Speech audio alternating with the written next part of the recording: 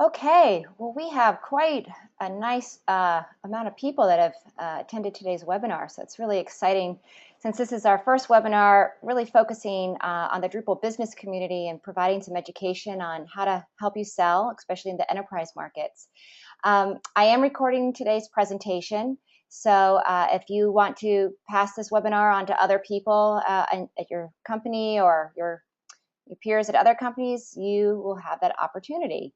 And I wanted to just do a little housekeeping before we get started. First, if you move the slide next, Stephanie, to the housekeeping slide, you can see that we are all going to be able to ask questions today as Brad Powers speaks about his experience of selecting a CMS and how he chose Drupal for Whole Foods. And if you have a question, please use the question section of your control panel rather than the chat section. We'll be monitoring that question section, and Brad will be answering questions as he goes. And also, if you're listening from the computer versus calling in, if you're having any issues hearing, make sure you're wearing a headset. And in the audio section of the control panel, select the mic and speaker option. And then after this presentation, you will see a webinar survey appear. And we just ask if you'll give us feedback because we want to, the webinar program is relatively new for the Drupal Association. And we want to make sure that we hear from you what kind of content you want to hear next. And we'll start lining those up in our series. But before we get started, before I hand this over to Brad, let me just give you a quick high view of the Drupal Association. I can see the attendee list, and I see lots of names of people that are really involved with the Drupal Association, but I also see some new people. So I wanted just to give everyone a quick overview. So the Drupal Association is based in Portland, Oregon, but we serve the whole global community, and we actually have staff in all sorts of places, and not all just in Portland. But our mission is to foster and support the Drupal community. So basically, we take care of all the maintenance of things and helping to educate you just so you can have a growing community that's contributing to the project and just freeing you up to do what you do best, which is connecting, collaborating on the code, accelerating the project, and also getting together and having a fun time, which I know is a big part of our community. And so we get funds from lots of different ways, whether it's from our DrupalCons or international conferences, or our membership programs, or the supporting partner program, which I can talk about at the end of today's presentation. And we have hosting partners, and all these different programs generate revenue that we use to fund community programs.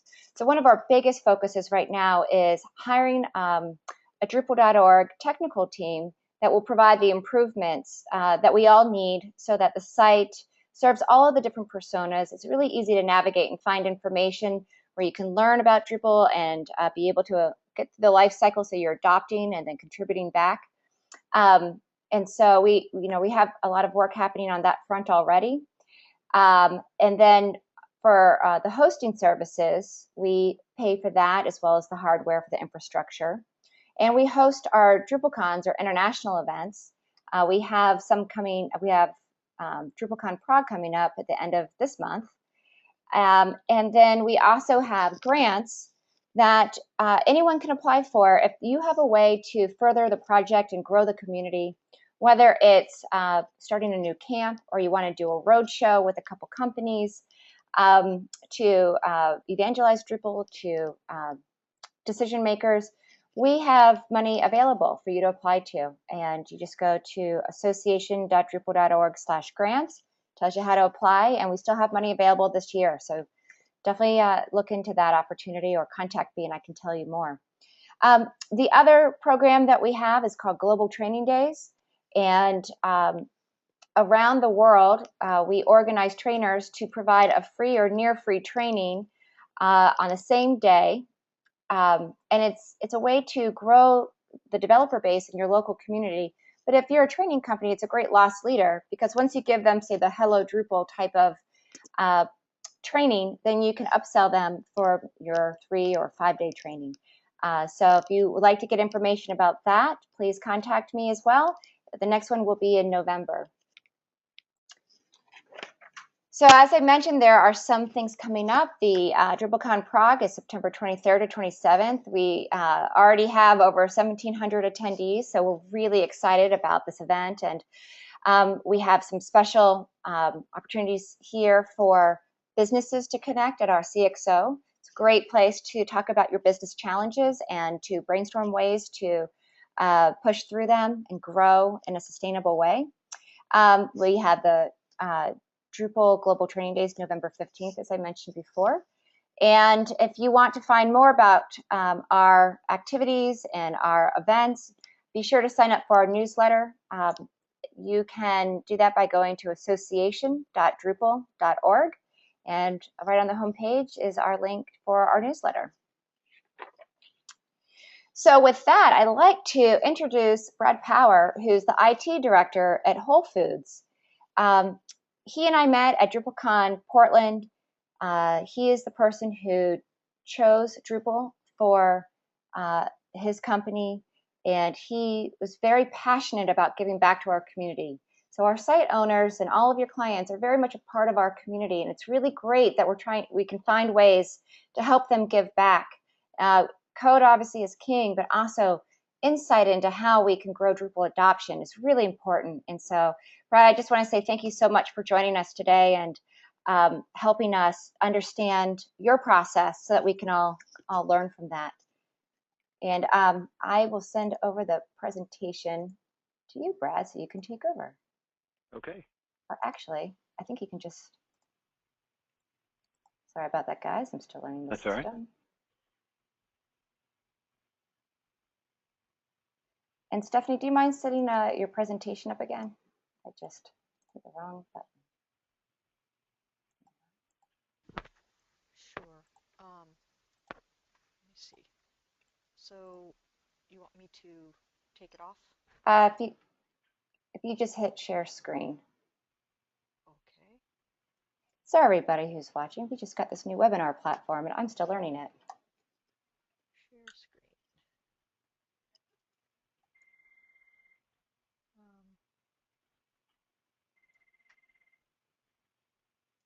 Screen. Okay, there we go. Great. If you just go into presentation mode, that'd be great. Okay, Brad, while we're just kind of resetting that up, why don't you go ahead and introduce yourself to everybody on the call? Yeah, thanks, Megan. Thanks, everybody, for joining today.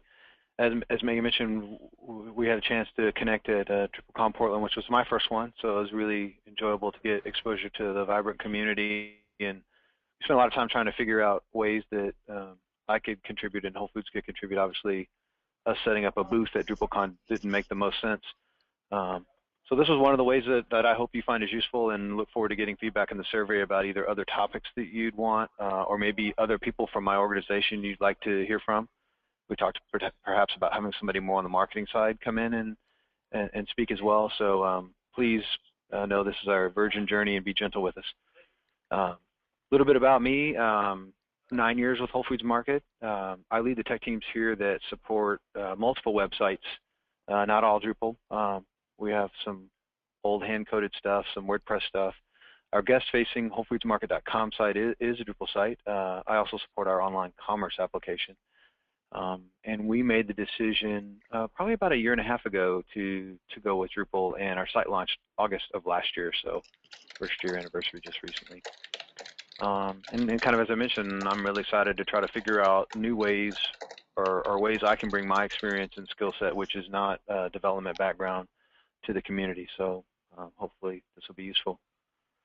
Guess we're ready for next one whenever.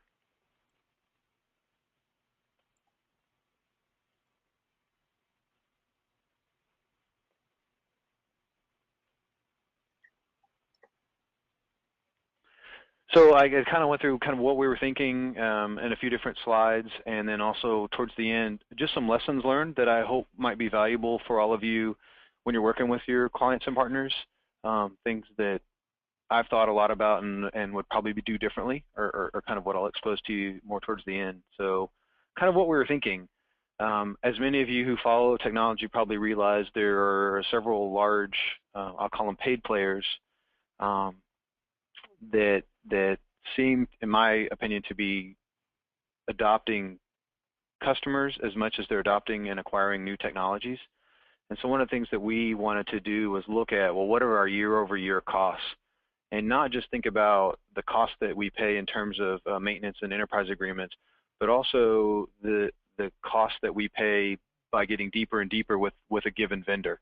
So as we've seen this shift, one of the, I guess, problems or concerns that we're seeing is, you know, large vendor X, not to use other people's names and cast stones, but large vendor X, if they own you on your team member PeopleSoft HR side, and then they go out and acquire whoever it is that you use for your front-end creative content and whoever perhaps you use for your CMS, you have less and less ability to really negotiate because they know they've got you deeper and deeper into their overall portfolio. And even when you have longer-term contracts set, like we have some enterprise agreements with several of the larger players, you get the perception from a short-term cost benefit that this is a much better deal, but you just invested yourself into this technology for 3 years, and over the course of the 3 years, they're banking that you're going to get more and more users and have more and more software and be more and more invested.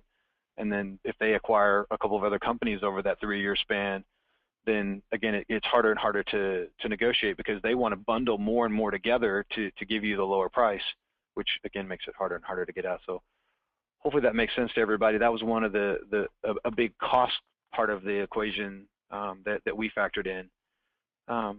Another big one in just going to an open source platform, and we're seeing this even and you all probably are as well, even in paid products, is the whole idea of being able to get indemnity and how indemnity works and how trolls are becoming a real problem. And so one of the things that we looked a lot at in moving to open source, because that was new for us, is, well, how do we protect ourselves and what things do we need to consider in terms of costs? And so those would be things to make sure that your partners and clients are thinking about. We did find a year or so ago a few firms that do offer some kind of insurance assurances. I don't frankly know how credible they are. We didn't dig very deep into it. A couple of things that we looked at doing is making sure our legal team was heavily involved in those conversations, and that we were really doing some kind of risk-reward analysis and saying, okay, so in theory, this is freer software. We can't just take all that money and go put it someplace else. We have to reserve some of that money, A, to protect ourselves in case we do have some sort of patent infringement that pops up. B, we need to invest some of that money back into the community to make sure it's healthy. And so making sure that you're setting some kind of dollars aside, or advising your clients to set some kind of dollars aside for any risk that might come up, is important. Another thing that we've been able to do also is work with any partners that help us either build a module or recode a module, that they carry some of that indemnity, basically saying, you know, we'll stand up in court with you if module Y, somebody comes and claims that there's code in there that they wrote and they own a patent on it. So it also helps leverage that risk across multiple providers, because then if they're coming after your client's company for the money, some of that risk is deferred to a smaller company. It's not so appealing to take the smaller company with the smaller pockets to court. So a couple of ideas on indemnity there.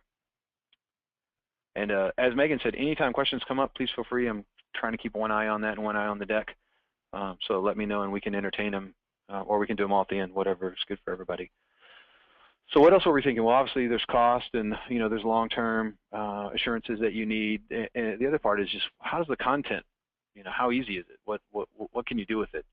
So one of the things that we were frankly a little trapped with as the technology team is being kind of a bottleneck for our content team. And in working with a few other partners and having a chance to talk to other users on the technology side at DrupalCon, this was a theme that I heard with all of them. Whatever CMS-like or homegrown system they were using came to the bottleneck with the technology team when it was time to deploy or push changes out. So we were definitely looking for something that gave some more creativity and flexibility to our content team to be able to publish content on their own. And as I mentioned, it frees them to do that work at the pace that the marketing team needs it to do, and allows the site to be richer and more dynamic and more responsive to any kind of current trends or news or whatever is going on in the www there.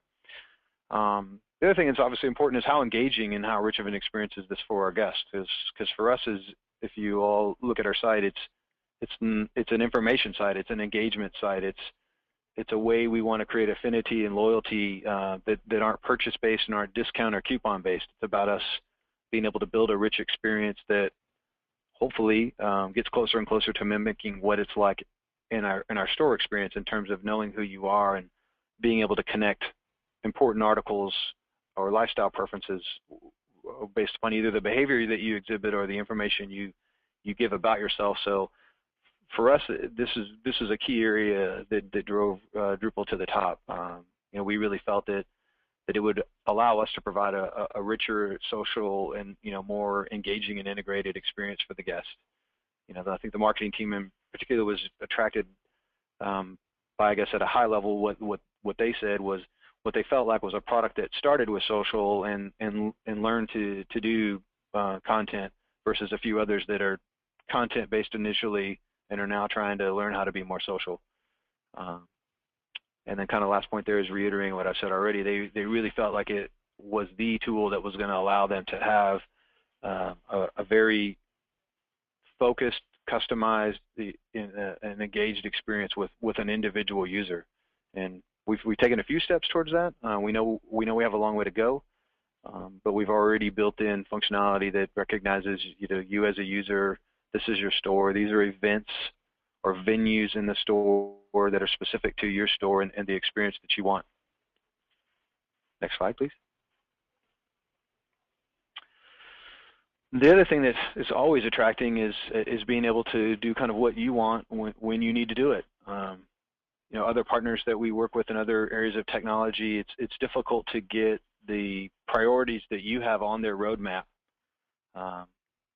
Sometimes it's even harder to get them to deliver what they say is on their roadmap when they say it should be delivered on their roadmap.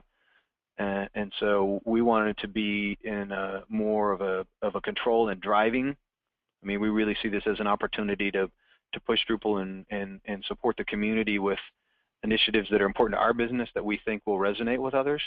And so we really appreciated the ability to work and collaborate with the community and give back to the community to drive this richer engagement. And we just struggled to do that with many of our other technical partners due to either their very long development cycles or the craziness that you have to get on some executive board to be a part of some decision-making group to craft what's going to happen. Or kind of the worst case, you get what they give you and then you have to force your business to work around whatever you're given. Another that's important to us, and it's not last or not at the bottom because it's the least important, it's last because I want to really hammer on this one. We have a set of core values that drive our decision-making, and that's true in technology just like it is in product. But one of the things as technologists that we're excited about is it's easy and it's closer to who we are as a grocery retailer to think about creating a win-win relationship for a product vendor. If somebody brings or we find this great artisanal product, it's much easier to think about creating win-win relationships for them in terms of being able to invest in them and help them grow and help them attract more jobs and grow their business and grow their product line to expand in multiple regions. It's a little harder to think about that and how we can contribute that on the technology side, but this is one area where we felt like we really could. We could get invested in a community and give back to a technology that not only helps us grow, but we think can help a lot of other businesses grow. I mean, we already know about the thousands of nonprofit sites around the world that are able to leverage the modules that the community delivers, and we feel like this is a way on the technology side that we can stay true to those values, which are really a lot harder for us to get our heads around in the technology space. Next one. And so hopefully this will be kind of some meat for all of you around kind of, yeah.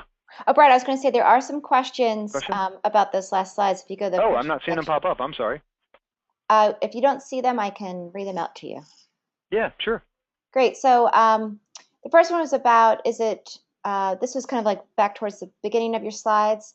Yeah. And the question was about, is it really good, and does it help in selling to talk about risks?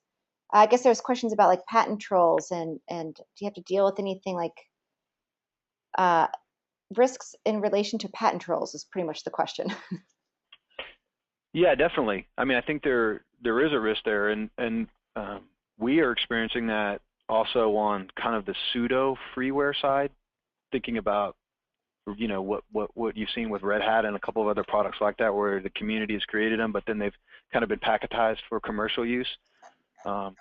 So those have been real risks for us there. So as we kind of went into our first big, open source adventure, we spent a lot of time with our leadership and our executive team trying to understand what we were exposing ourselves to and making sure that we protected ourselves.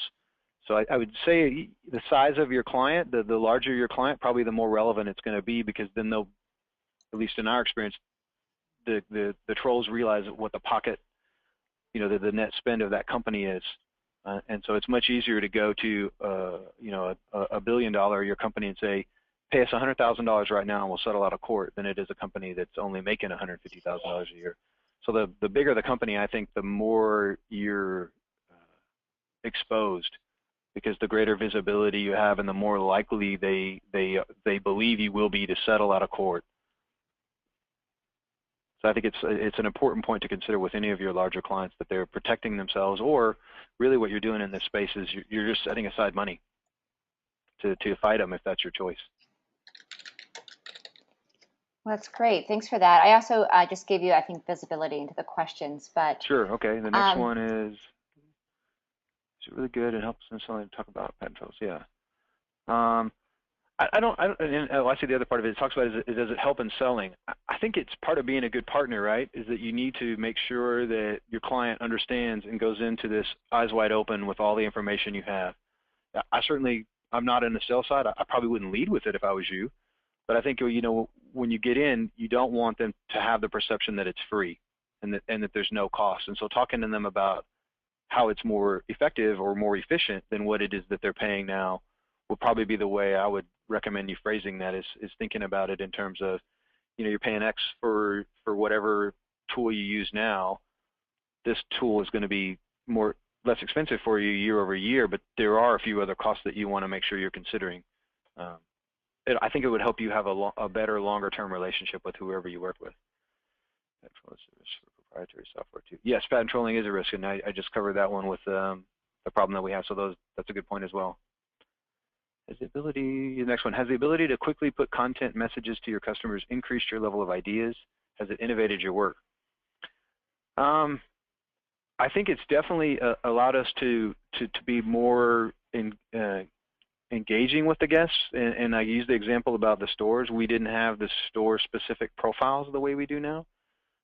So one of the ways that we've been able to do that is we actually have, I think we're up to 359 stores today or something like that. So we have a content administrator at each store that's able to publish the content that's relevant to their store. So I think what that's trying to do is help us connect again in a digital space the same way we do at a store level. But the question about it increasing our level of ideas, that's a good one. We are looking at doing some other explorations. I think Starbucks has a good program in place. I think Pepsi has another good model for how you can use your community to innovate.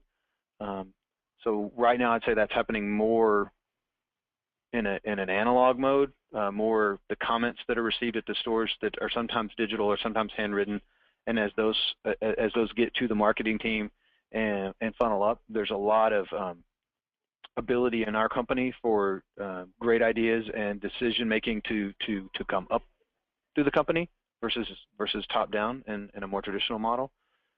So hopefully it'll evolve and create a greater transparency and a greater engagement with our guests, which will lead to the question that Benjamin asked. The next one.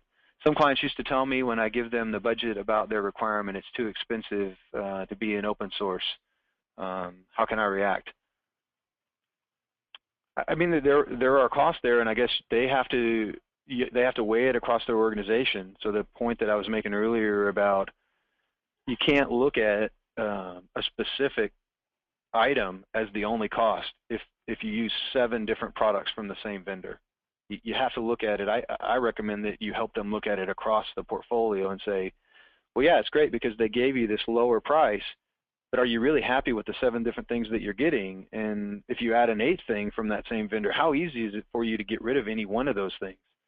Because again, that's the model that we're seeing more with the partners we deal with, is they're putting lots of pieces together to give you a lower cost because they're creating more barriers to exit, right? And so I think that's a way to help them realize that there are other costs. And then I think there's probably also a part of it too.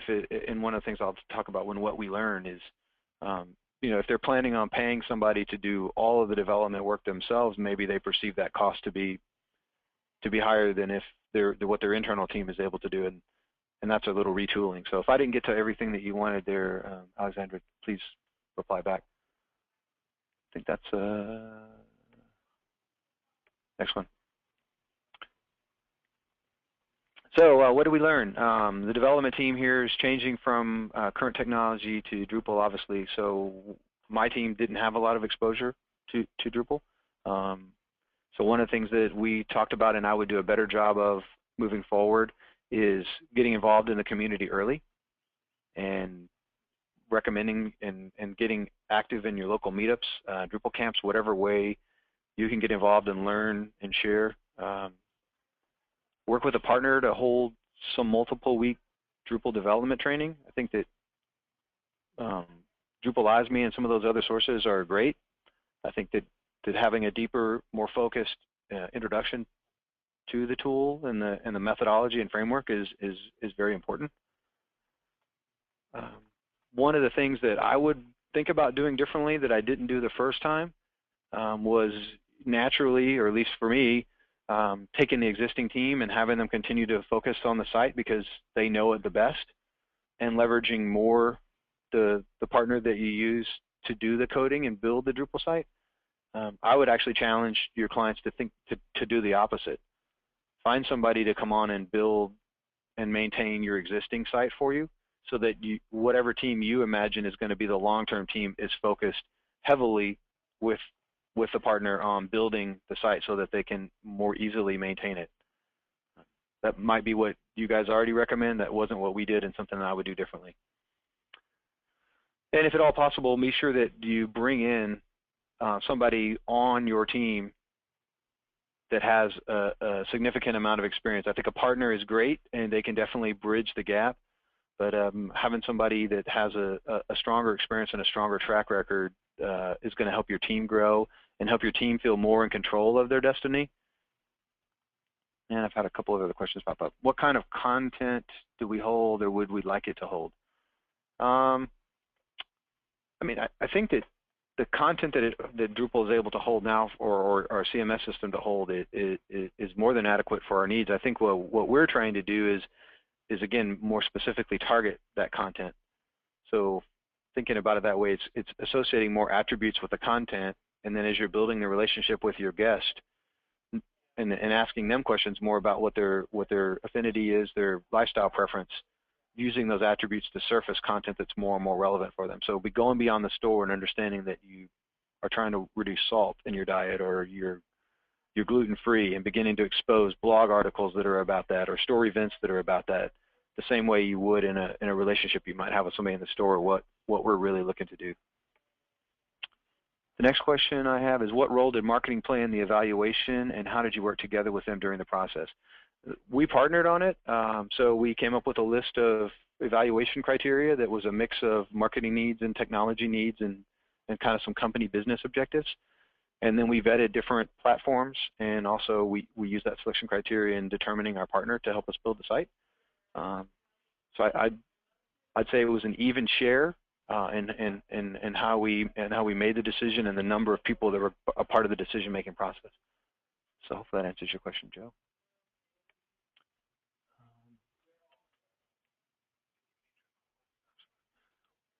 The next question I have is, were there things that made you think Drupal wasn't the option to go forward with, and how would an account rep best put your mind at ease? I think that, coming into it completely new as an organization and not being exposed to Drupal, it's certainly just a fear of the unknown. how can this community and this open source platform compete with the likes of Oracle or Microsoft or these companies that have billions of dollars to build the platform? How will it scale? The uncertainty about all this code being contributed from people and not having any visibility really to where they got that code from, going back to the indemnity question. So I think those are definitely things that made us question early if Drupal was the right option. I think that, again, being a good partner, you're able to help your clients go through those questions one at a time, look around, obviously exposing them to some of the other very large Fortune 100 companies, if not 500 companies that are on this platform. That's another thing I think that would be powerful to do, is figure out a way to help your client engage with other clients their size, perhaps leveraging connections at Drupal.org. I'm not exactly sure how that would work, but some way to give them the confidence. I do that with our partner, where other clients that are looking to move to Drupal, we have conversations like this, so to help them understand the decision making that went through. Okay, so going from the dev team, I think that's all the questions for now. The hosting. So, depending upon how you decide to do this, I'm guessing most of your clients are going to try to move everything they have from one place to a new place. So if you have a mix of hosting partners, which we do, we have some stuff at Amazon and some stuff at Rackspace, making sure that you involve them early on in the architecture, it'll eliminate any longer-term potential for finger pointing, and obviously will help the combined environments work the best way they can together. For us, it wasn't just a multi-phase approach of, well, we want to move this thing first into the Drupal stack and then we'll add this thing later. There are some components that will never move, like a single social sign-on tool that we already have, a rating system that would be harder for us to port out, even if Drupal could do just as good a job, if not better, to port it out and port all the content and all the ratings and all of the users out. So there'll be some things that will live or need to live in harmony long term. So figuring out how to work those integrations and make sure that the partners are involved early is another decision I'd make. And kind of the last area there, just real quick, is any new questions coming in? Was there a specific topic training that your developers who had a little exposure to Drupal really engaged with and began to understand the power of the platform? I don't think there was a specific one, and for me, that's kind of my miss, is that I probably would have worked with a partner to do some of the courses that Megan outlined earlier in the session, an intro to Hello to Drupal, followed up by a Drupal-focused training organization that would do a week or two, and I hope I'll say this in a way that's meaningful to all of you, but as a non-developer, my perception is that there's a framework that you need to work within that's not the same kind of thing that you might do if you were just a great PHP developer, for example. And so making sure that they understand the framework that you work within, and how, I think, also to engage within the community and to look for modules to help solve problems. Some of those things are different, and how you would do that than just Googling a code fix, for example. And so I think a little more discipline up front into how to get involved in the community, how to leverage the framework would be things I would do differently. But I don't have a specific one because I messed up and didn't do that.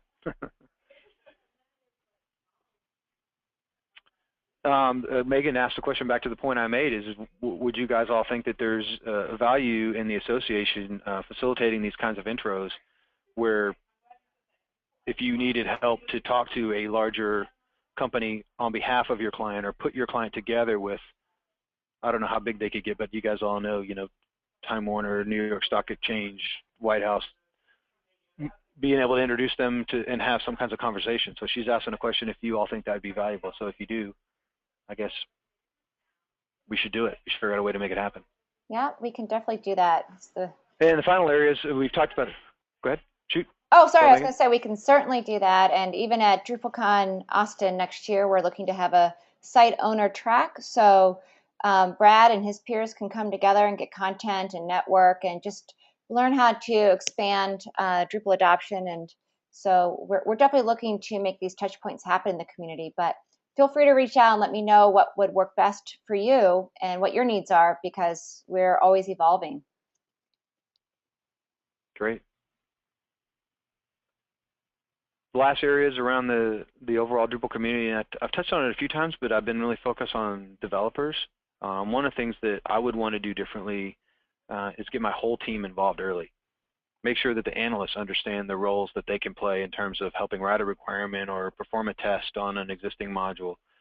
Making sure that the marketers understand the ecosystem and how it works together, and how by choosing to be involved, you build a community which provides good things out, but also opens up your connections and opportunity to bring good things in that others are doing, and that really just everybody can help.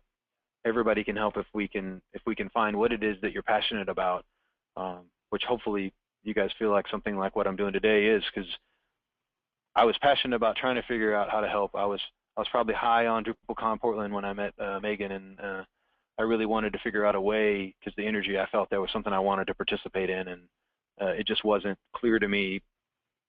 And so that would be something that I would push my team stronger to do, and something we're definitely getting better at.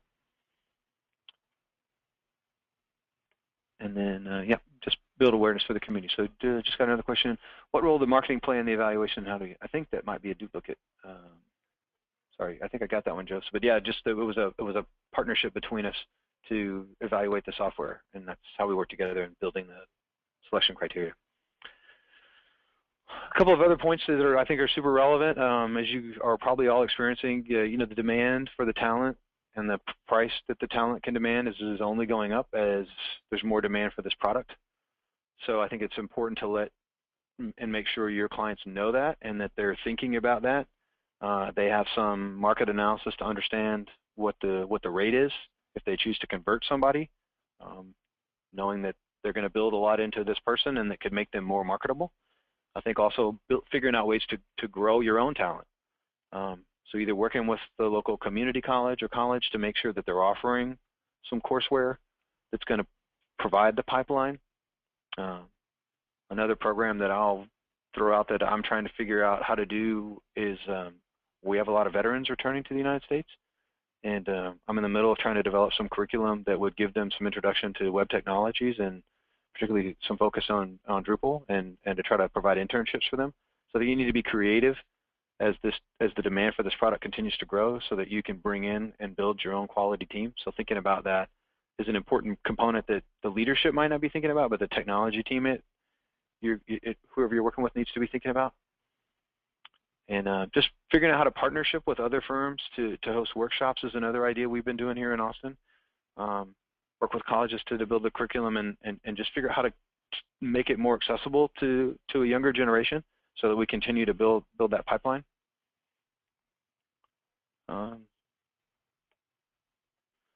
This is a very pro-Drupal audience. Can you elaborate on what other CMS?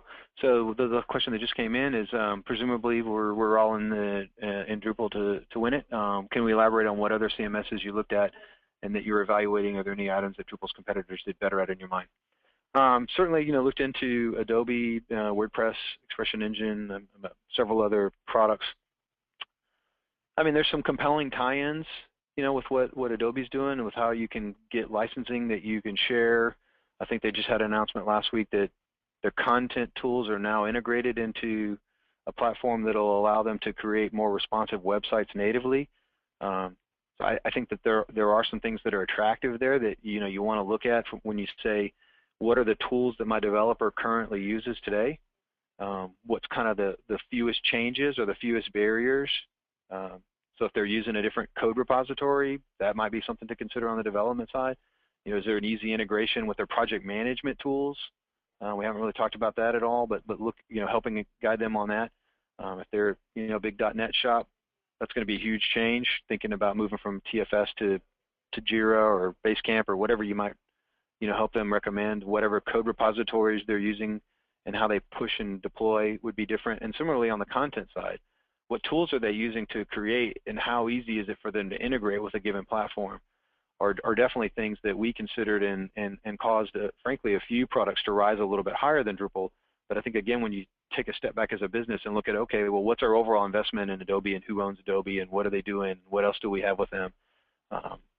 And then, again, I don't want to lose sight that what we really liked a lot about this is the ability to create the unique experience that we know we want, and what tools were going to give us the most capability to do that at a pace that's right for us and not wait on a release cycle. So those are some of the things that caused competitors that might have risen in one or two areas to lose overall.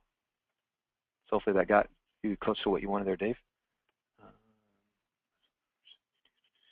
So the next question is, what if someone in my position need to get up to speed about Drupal 8, and how can partners and vendors best approach clients to start the Drupal 8 conversation? I think that the presentation that Dries did, and then I got to see the gentleman from Symphony speak at DrupalCon, gives me a strong insight into what it can do.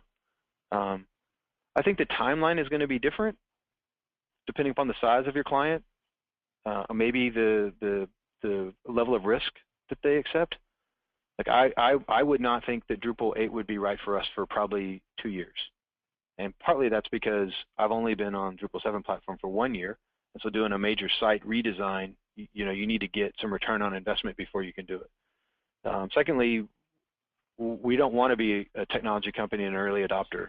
So we'd rather wait and as they say, kind of ride the wave. Let some others go before us and start to figure out kind of what's best of breed that we can adopt. And the third thing is, you know, just make sure that it's a mature product. So I would want to know again, if the size of the company, what's their risk for trying something new. So I think exposing them to that there's a path there, and exposing them to, in my small development mind, how much more flexible and API driven it's going to be, are things that are exciting to us, because it lets me consider how I can change back-end and integration points out with a little bit more ease. Is kind of some high-level things I took away with it. The partnership with Symphony and a stronger framework is interesting as well. But for me, it's a little early to think about building a site up based upon the level of investment we have and where I see it is evolving in the marketplace. The next one is looking to switch their CMS. How can I shop help them with that evaluation that is switched to Drupal shop finds an account who's looking to switch their CMS. How can a shop help them with that evaluation and best pitch Drupal in their business? Well, hopefully some of the things I've said today will give you some insight. I think that it's, you know, really looking at what their needs are, and this is something I try to focus on, going back to the win-win thing. I'm not saying this should be your answer, but sometimes it's okay letting the partner know that this isn't the right time or this isn't the right product for you. And just being a good partner. I think when they have a compelling interest, you know, selling the story, selling the points that we had today, and making sure they understand the full cost. So a lot of what your question is, Joe, is kind of what I'm trying to do today, is to give some insight into what else it is that we're evaluating on, and making sure that their overall team is involved. I think if you get too technology focused and don't involve the marketing team, then that's going to be really disruptive for them. If you only involve the marketing team and not the technology team, then that's either going to be disruptive to the technology team, or you look at the option of maybe outsourcing the technological component with somebody who can host it and manage it for them, or a long-term relationship with you as the partner to host it, deploy for them, and those kinds of things. So it kind of depends on, I guess, what they're trying to get out of it. Another question in, how high up the company did the final CMS decision go? It involved our C-level team. So for us, that's the highest level in technology and marketing. So they were two drivers and part of probably the final 5 to 7 people that made the final decision. So I think that they were heavily engaged.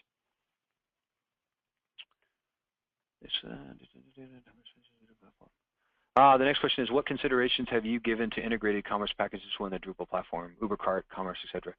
I say we've been looking hard at it. We have a current commerce provider. One of the things that we have to think about, and it would be another point to advise your clients in regards to commerce in general, is just what the PCI implications are with it.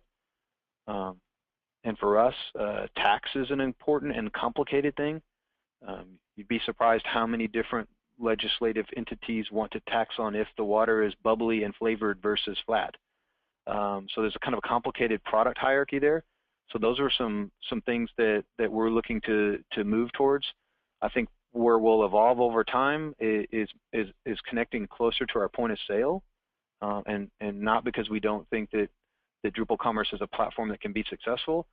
It's because a lot of what ours is about is what product do we have in the store at this time that you might want, and we need to know that directly from the point of sale. And then when getting back to kind of the taxing and the credit card transactions, I'd say that we want to continue to use Drupal as our content and experience front end, but we'll probably plug in different integration points based upon more of the supply chain and the fulfillment that we already have investment in.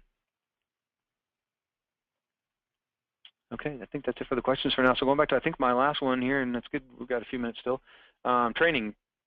You know, there's never enough time, but you've got to try and you've got to push that. I think that's another area I would do something different, and we talked about it with the developers, but it's also thinking about how you can be creative with training with everybody that's going to use the product. Because, you know, change is always hard, so if you don't practice a lot, then on day one, it's a huge amount of change and it's very disruptive. So some options that I hope you find are useful that I would do differently is think about building and standing up some internal marketing sites, or some internal, maybe it's a project site, some way that it lets your client have a chance to practice with the tool in a way that's not production, right? A way that you can allow them to push content, go through the process, edit stuff, have your development team build modules, deploy modules. So that's hopefully an idea that you'll find valuable, and something that I wish we had done differently is again, standing up some kind of internal site or sites that lets everybody practice and play with it, so they can learn how to do their job and learn some of the problems and complications that they don't even tell you that they're doing every day until you go live, and then you find out of, oh my God, I do it this way. Well, you never told me that. As they practice through it, they'll realize it.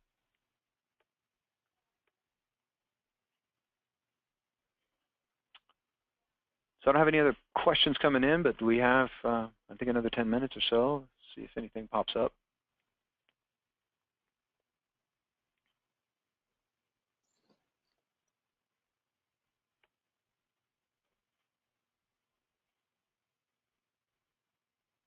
Oh, Mike, is the question around C-level decision maker? Sorry, like a CXO, CIO, CMO.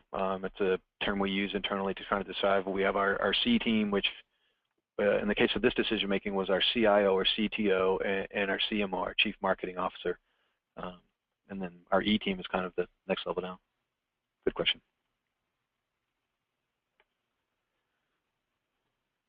Next question is, did they require a demo on the use of Drupal? I think, yeah, that's definitely part of our evaluation to make a big investment like we did, and to be able to figure out ways that other companies are using it. So one of the things that we worked with our partner on was getting some non-competes in place so that we could go sit down with other shops that use it, talk to their marketing team over a day or two visit sometimes. How's this product working? What do you think so far? How long have you been using it? What's your strategy? Is it helping you achieve your strategy? So I think some site visits, again, depending upon the size of your client and how much investment they're going to make in this, all those kinds of things are more and more important. So they didn't ask to see a demo from the standpoint of take me to Drupalize me, show me how a module works. It was more, let's sit down with another business, our peer group that's converted, and talk to them about what the experience has been like and how happy they are and what challenges they've had. So we did that with a few different colleagues with a few different platforms to help in the evaluation.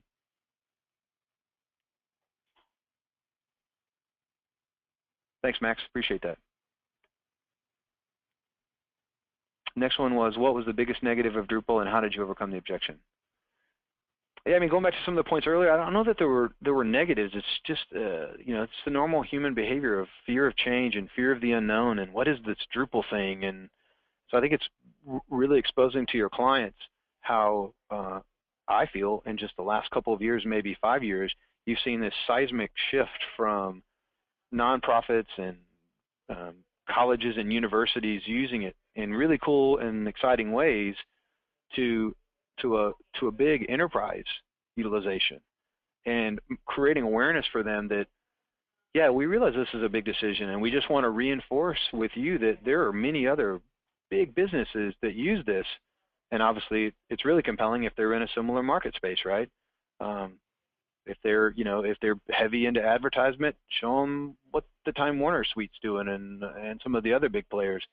If they're really social, there's some great nonprofit sites that are out there that do great things. And obviously, I look to the White House as a huge example of something that scales, something that has tons of volume, has a lot of interactivity. So finding examples for them that are who they aspire to be or who they want to be or what product they want to have in the marketplace, I think really helps overcome any fear or concern they have around it being a viable long-term platform. Questions are coming in well now.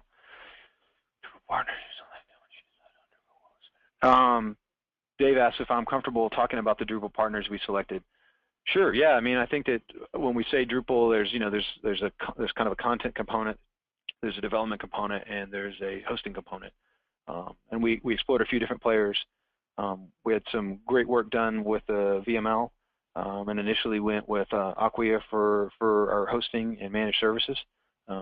Again, we knew it was a technology we weren't familiar with, and we were concerned that our internal team would be able to scale and understand the technology in a way that would support our website volume. So we've created a partnership with Acquia to help us with that. Next part of your question is, once you decided on Drupal, what was the vendor partner selection process like?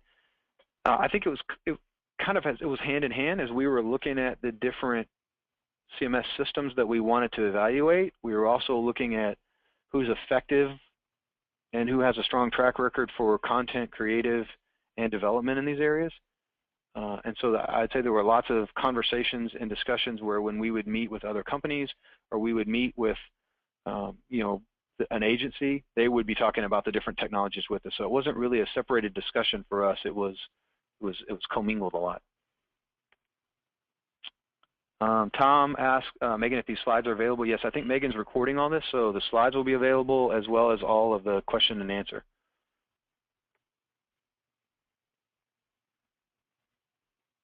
And then Jeff wanted to know what else we looked at. My memory is the ones that I mentioned: WordPress, Expressions, Adobe, and we were a WordPress site before, so that would be another one that we include in the evaluation. So I guess that's 5.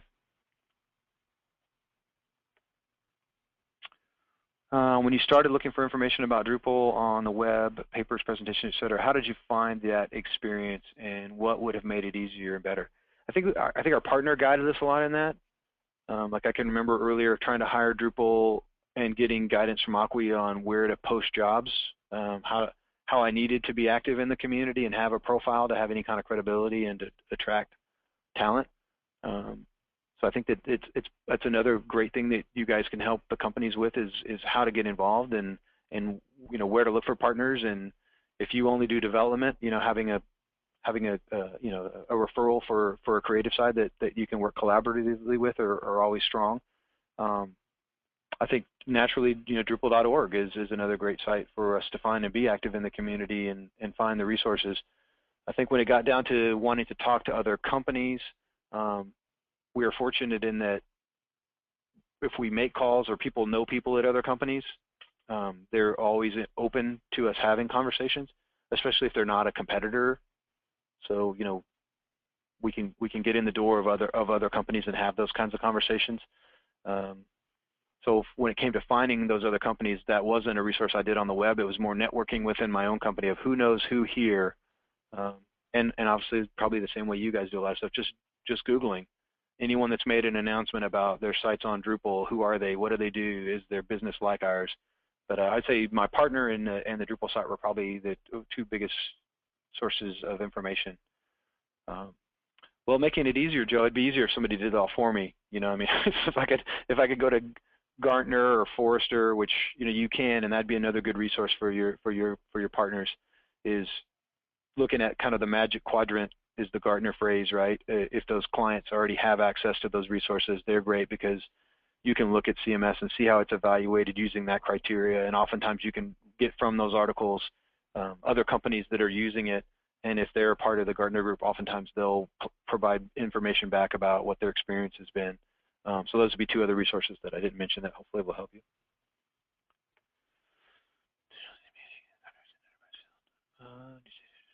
Next question is, this is a good one. I haven't thought about this, so let me give it a second thought. Do you see only big agencies getting the contracts in the enterprise field, or do you see chances for small agencies and freelancers? I think for me, it's matching the right company and skills to be successful with the project. So I don't naturally gravitate towards a big company.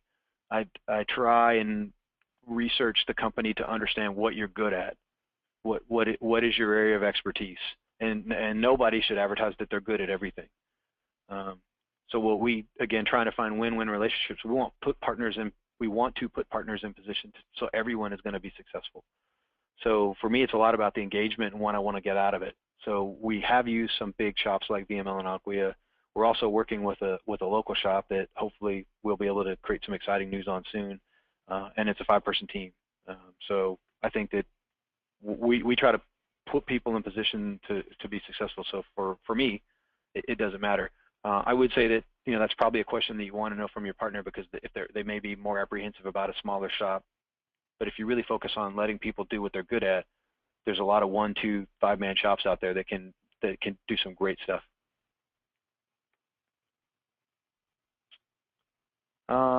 Next question was, how can we measure performance or tune with Drupal sites?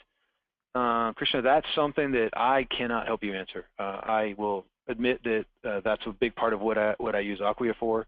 So I'm not familiar with what tools would be out there. Megan, can we get Krishna a resource for tuning and performance with Drupal sites?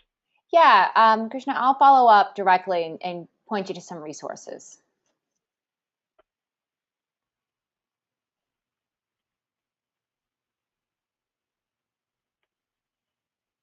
All right, do we have any more questions? Nothing else is popping up.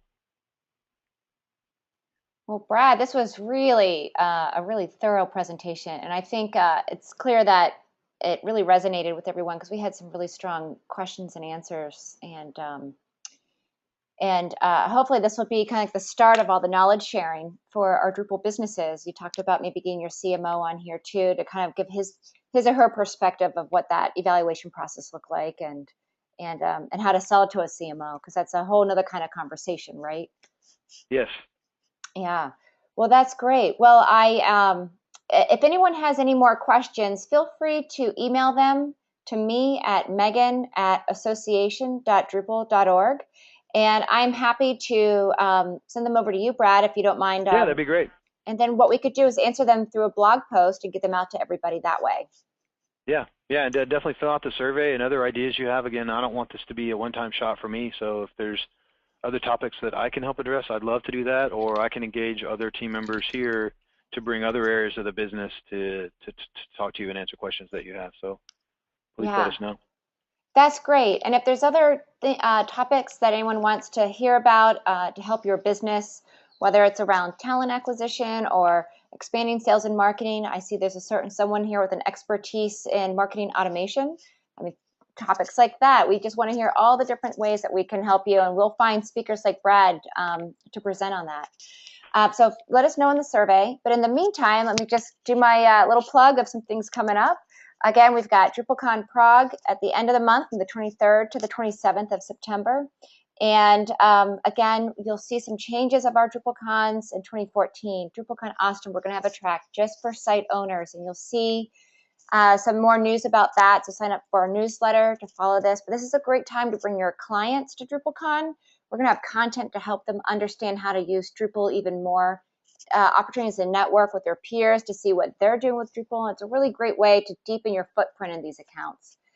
And again, if you have a training component of your company or your personal business, then you should participate in Drupal Global Training Days. It's a great way to grow your local community, but it's also a great way to get leads to upsell them on other training programs that you have. So just moving on to the next slide. If you like today's content and the work that the Drupal Association is doing, I encourage you to become an individual member, which is $30 US, or about 22 euros. Or if you're a company and you want to give back, you can become an organization member.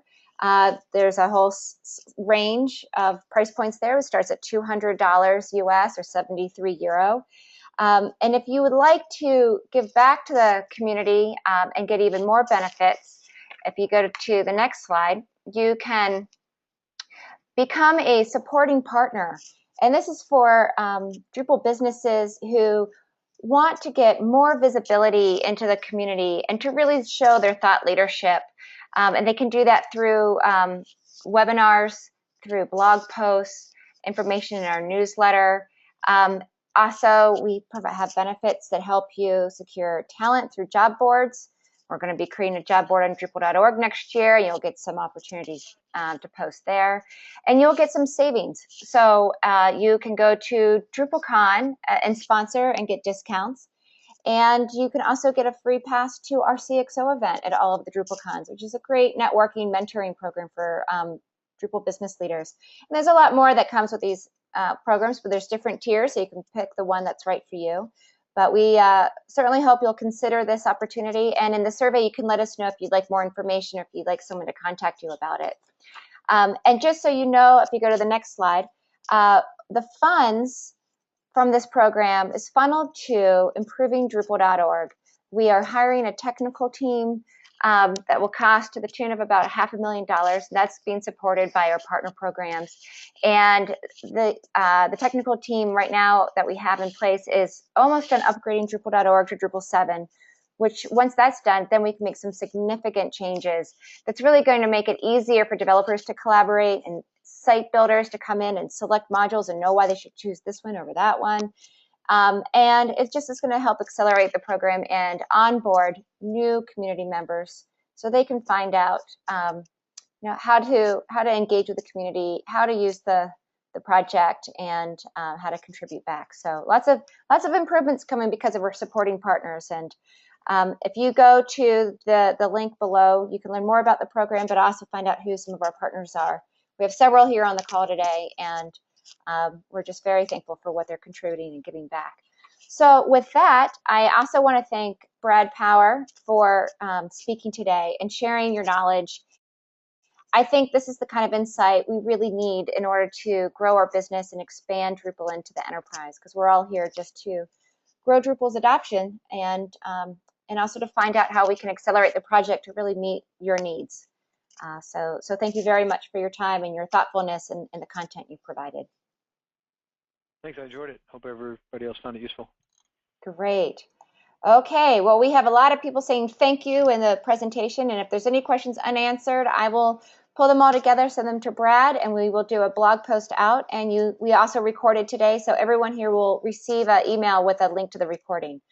Okay, so with that, stay tuned for our next webinars that we'll be announcing shortly.